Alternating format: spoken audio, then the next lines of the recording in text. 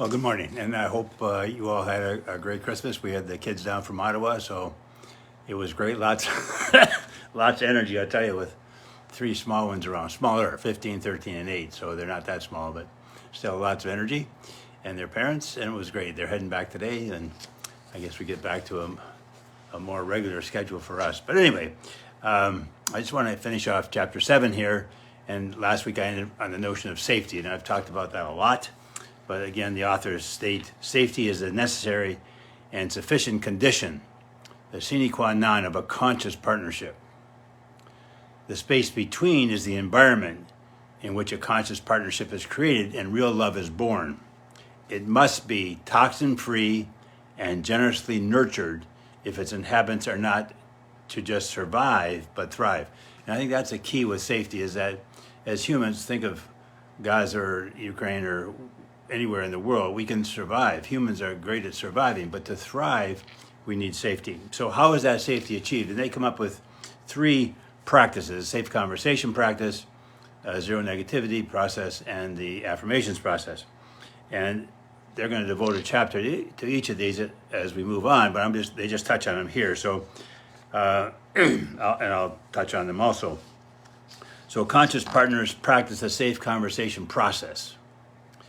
And as they said many times, the safe conversation process is the singular therapeutic process used in imago therapy.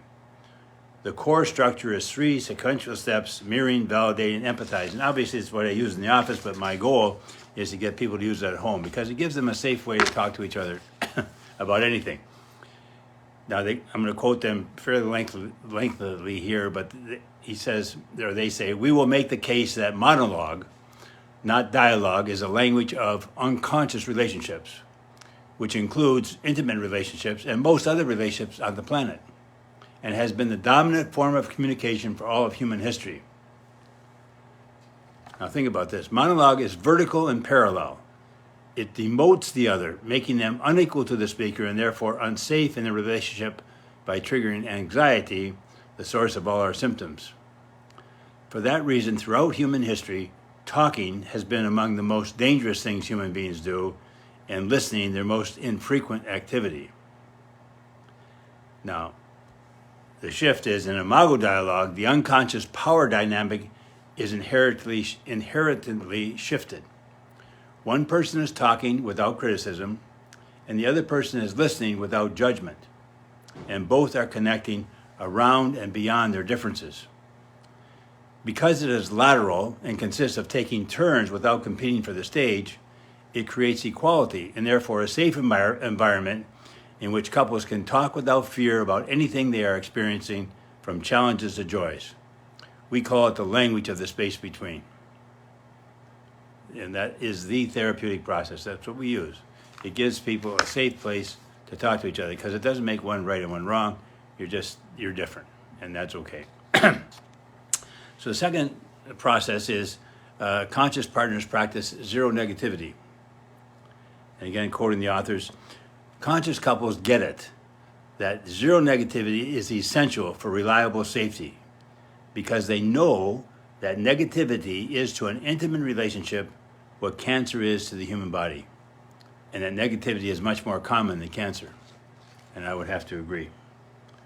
To remove the toxin of negativity from their relationship, conscious couples take a zero negativity pledge by which they commit to do their best to adhere to the mindset, attitudes, habits, and behavioral exchanges that establish relationship safety.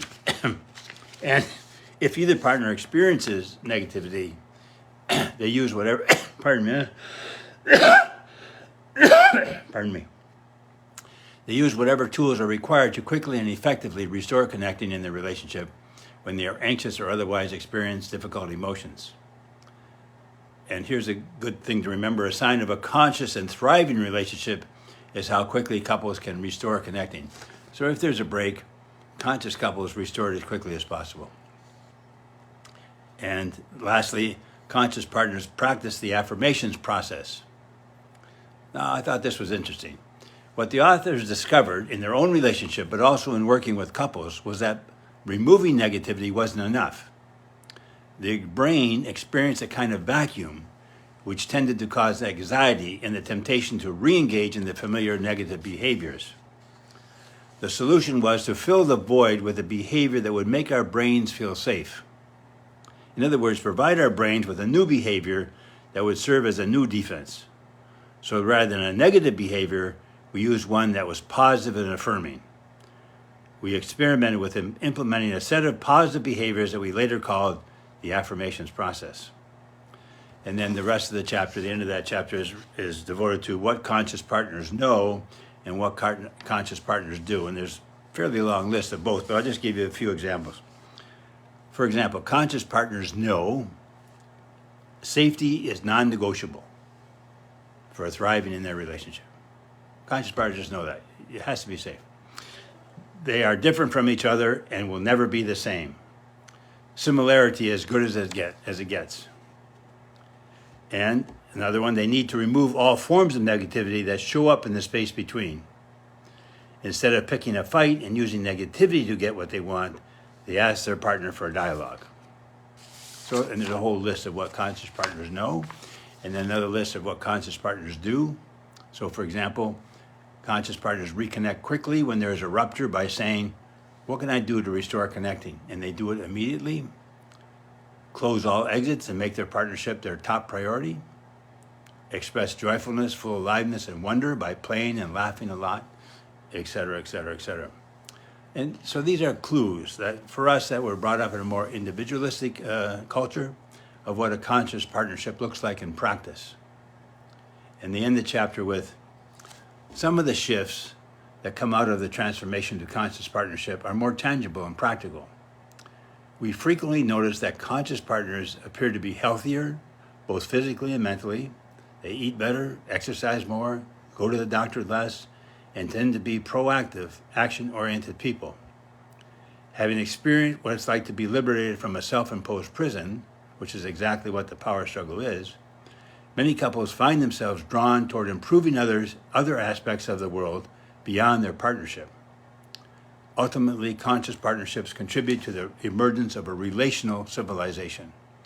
And hopefully that's where we're moving as a universe, as a world, as a conscious world civilization. Then in chapter 8, they go on to examine the developmental challenges to creating such a conscious partnership. So we sort of went through the power struggle, or the romantic love, the power struggle. Here's what a conscious relationship looks like. Now, what are the challenges to getting there? So we'll start there next week, okay? Again, I hope you all had a great Christmas and a blessed New Year to all of you. I'll see you next week. Thanks.